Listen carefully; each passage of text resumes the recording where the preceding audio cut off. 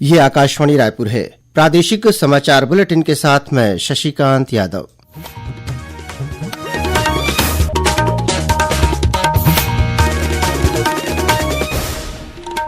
और अब पेश है आज के मुख्य समाचार। महाकुंभ को एकता का महायज्ञ बताते हुए प्रधानमंत्री नरेंद्र मोदी ने आज कहा कि भारत को अपनी विरासत पर गर्व है और वह नई ऊर्जा के साथ आगे बढ़ रहा है। विधानसभा में आज गूंजा जल जीवन मिशन में गड़बड़ी का मुद्दा। मुख्यमंत्री की मौजूदगी में आज रायपुर की नवनियुक्त महापौर मीनल चौबे और 70 पार्षदों ने पद और गोपनीयता की शपथ ली और राज्यपाल ने आज विभिन्न जिलों के 60 टीबी मरीजों के लिए निक्षय मित्र बनकर 2,25,000 रुपये की राशि प्रदान की।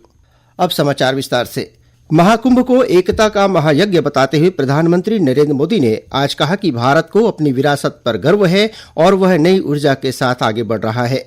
प्रधानमंत्री ने प्रयागराज महाकुंभ की सफलता की सराहना करते हुए कहा कि यह आधुनिक प्रबंधन पेशेवरों और नीति विशेषज्ञों के लिए अध्ययन का विषय है। उन्होंने कहा कि दुनिया में कहीं भी इतने बड़े पैमाने का कोई आयोजन नहीं हुआ है। एक ब्लॉग पोस्ट में श्री मोदी ने कहा कि दुनिया ने आश्चर्य से देखा कि किस तरह करोड़ों लोग प्रयागराज में संगम के तट पर एकत्रित हुए, जबकि लोगों को कोई औपचारिक निमंत्रण नहीं मिला था। इसके बावजूद करोड़ों लोग अपनी मर्जी से महाकुंभ आए और संगम में पवित्र स्नान किया। प्रधानमंत्री ने कहा कि महिलाएं, बुजुर्ग, दिव्यांग समेत सभी लोगों ने संगम तट पहुंचने का रास्ता ढूंढ लिया। इस बीच रेल मंत्री अश्विनी वैष्णव ने आज प्रयागराज का दौरा किया। उन्होंने बताया कि प्रयागराज में महाकुंभ के दौरान रेलवे ने 17,000 से अधिक ट्रेनें चलाई, जिनमें 4 करोड़ से अधिक लोगों ने यात्रा की। श्री वैष्णव ने कहा कि महाकुंभ के लिए 21 से अधिक फ्लाईओवर और अंडरपास बनाए गए। राज्य विधानसभा में आज प्रश्नकाल के दौरान जल जीवन मिशन में गड़बड़ी का मुद्दा गूंजा। कांग्रेस विधायक सावित्री मनोज मंडावी ने कांकेर जिले में चारामा, भानुप्रतापपुर और दुर्गुकुंडल विकासखंड में 355 गांवों में जल जीवन मिशन के तहत टंकी निर्माण और दिए गए नल कनेक्शन में अनियमितता का आरोप लगाते विभागीय मंत्री से सवाल पूछा। जवाब में जल संसाधन मंत्री अरुण साव ने कहा कि जहां भी गड़बड़ी की शिकायत मिल रही है वहां कार्रवाई हो रही है। विभागीय मंत्री के जवाब से असंतुष्ट विपक्षी सदस्यों ने सदन से बहिर्गमन कर दिया। वहीं आज विधायक अजय चंद्राकर, उमेश पटेल और शकुंतला पोर्ते ने ध्यानाकर्षण के जरिए लंबित राजस्व प्रकरणों का मुद्दा उठाया। अजय चंद्राकर ने स्थिति की गंभीरता का जिक्र करते हुए कहा कि भूइयां पोर्टल में लगभग 35% डाटा की गलत एंट्री होने से किसानों को परेशानी हो रही है। जवाब में राजस्व मंत्री टंकराम वर्मा ने कहा कि भू अभिलेख में त्रुटि सुधार का अधिकार एसडीएम और तहसीलदार के पास है। उन्होंने कहा कि भूइयां पोर्टल के जरिए कोई भी व्यक्ति अपनी जमीन से संबंधित जानकारी ऑनलाइन देख सकता है। उन्होंने माना कि राज्य में करीब 1.5 लाख राजस्व प्रकरण लंबित है। इस पर विधानसभा अध्यक्ष डॉक्टर रमन सिंह ने संज्ञान लेते हुए विभागीय मंत्री से राजस्व प्रकरणों की स्थिति दुरुस्त करने को कहा। छत्तीसगढ़ विधानसभा में बजट सत्र के तीसरे दिन आज राज्यपाल के अभिभाषण पर धन्यवाद प्रस्ताव पर चर्चा शुरू हुई। चर्चा की शुरुआत भारतीय जनता पार्टी के बिल्हा विधायक धरमलाल कौशिक ने की। इस चर्चा में सत्ता पक्ष और विपक्ष के अनेक सदस्यों ने भाग लिया। यह चर्चा कल भी जारी रहेगी। वित्त मंत्री ओपी चौधरी आर्थिक सर्वेक्षण को कल सदन के पटल पर रखेंगे। सोमवार 3 मार्च को बजट प्रस्तुत किया जाएगा। गरियाबंद जिले में महानदी, पैरी और सोंढूर नदियों के त्रिवेणी संगम पर आयोजित राजिम कुंभ कल्प मेले का कल शाम समापन हो गया है। समापन समारोह को संबोधित करते हुए मुख्यमंत्री विष्णुदेव साय ने कहा कि राजिम कुंभ कल्प आध्यात्मिक चेतना, सामाजिक समरसता और सांस्कृतिक एकता का प्रतीक है। कार्यक्रम को खाद्य मंत्री दयालदास बघेल और वन मंत्री केदार कश्यप ने भी संबोधित किया। इस बीच कोरबा जिले के केराझिरिया गांव में कल से 2 दिवसीय पाली महोत्सव की शुरुआत हो गई है। उद्योग मंत्री लखनलाल देवांगन ने इस महोत्सव का शुभारंभ किया। इस अवसर पर कोरबा सांसद ज्योत्सना चरणदास महंत सहित अन्य गणमान्य अतिथि मौजूद थे। राज्यपाल रमेन डेका ने राज्य के धमतरी, राजनांदगांव, गरियाबंद और बस्तर जिलों के 60 टीबी मरीजों के लिए निक्षय मित्र बनकर उनको पौष्टिक भोजन उपलब्ध कराने के लिए 2,25,000 रुपये की राशि प्रदान की। श्री डेका ने आज यह राशि संबंधित जिलों के मुख्य चिकित्सा अधिकारियों को प्रदान की। वहीं राज्यपाल ने आज राजभवन में आयोजित कार्यक्रम में स्वेच्छानुदान मद से रैन बसेरा निर्माण, बीमार वृद्धजनों की देखभाल, दृष्टिहीन बच्चों, दिव्यांगों और वनवासियों के कल्याण के लिए कार्यरत विभिन्न संस्थाओं को 15,31,000 रुपये की आर्थिक सहायता राशि प्रदान की। प्रादेशिक समाचार आप आकाशवाणी रायपुर से सुन रहे हैं। मुख्यमंत्री विष्णुदेव साय की मौजूदगी में आज रायपुर की नवनियुक्त महापौर मीनल चौबे और 70 पार्षदों ने पद और गोपनीयता की शपथ ली।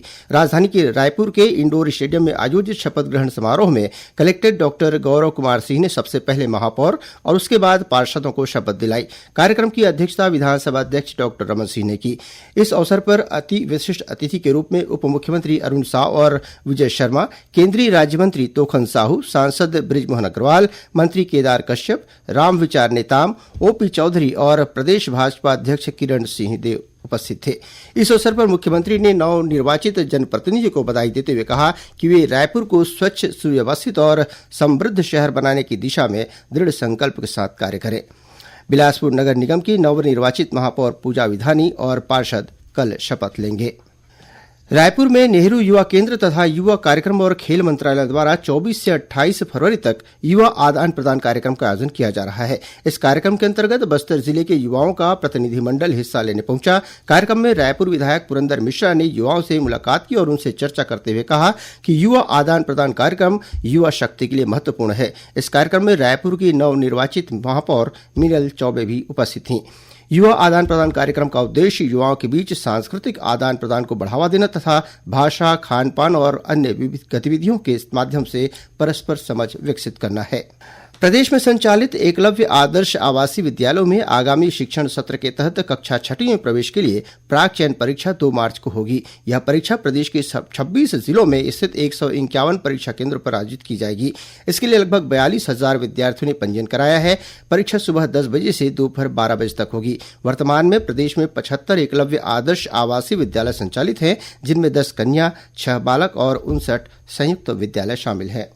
सरगुजा जिले के नवापारा थाना क्षेत्र में बीती रात 3 नकाबपोश हथियारबंद आरोपी किराना कारोबारी के घर से 25 लाख रुपए के जेवर और नगद रकम लूटकर फरार हो गए। जिले के अतिरिक्त पुलिस अधीक्षक अमोलक सिंह ढिल्लो ने आकाशवाणी समाचार को बताया कि आरोपियों ने कारोबारी के परिवार को बंधक बनाकर करीब 30 लाख रुपए लूट की घटना को अंजाम दिया।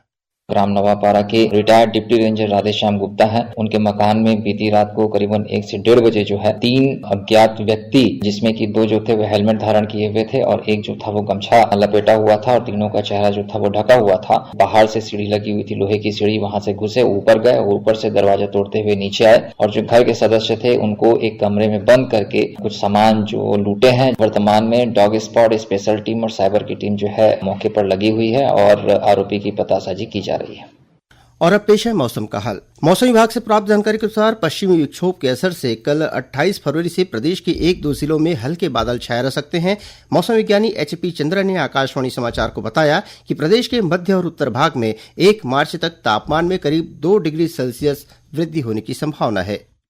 देश के मध्य और उत्तर भाग में 1 मार्च तक न्यूनतम तापमान में और अधिकतम तापमान में करीब 2 डिग्री वृद्धि होने की संभावना है। बस्तर संभाग के जिलों में अधिकतम और न्यूनतम तापमानों में 2 मार्च तक 2 डिग्री के आसपास वृद्धि संभावित है।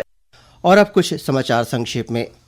सुकमा और कोंटा में बनाए गए कांग्रेस भवन के संदर्भ में प्रवर्तन निदेशालय ईडी द्वारा दिए गए नोटिस का जवाब देने के लिए कांग्रेस के प्रभारी महामंत्री मलकीत सिंह गेंदू आज रायपुर स्थित ईडी कार्यालय पहुंचे।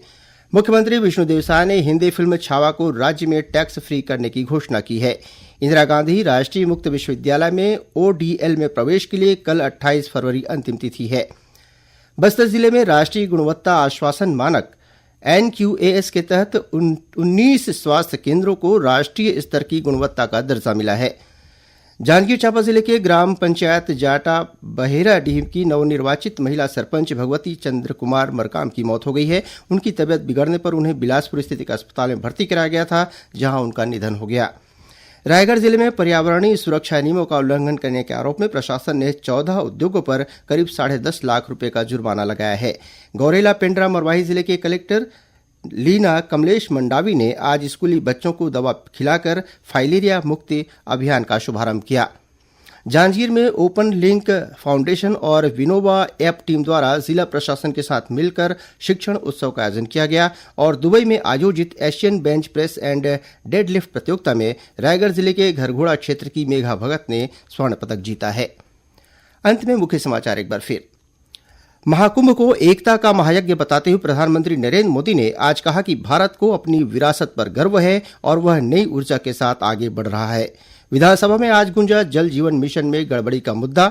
मुख्यमंत्री की मौजूदगी में आज रायपुर की नवनियुक्त महापौर मीनल चौबे और 70 पार्षदों ने पद और गोपनीयता की शपथ ली और राज्यपाल ने आज विभिन्न जिलों के 60 टीबी मरीजों के लिए निक्षय मित्र बनकर 2,25,000 रुपये की राशि प्रदान की। इसी के साथ प्रादेशिक समाचार बुलेटिन समाप्त हुआ। नमस्कार।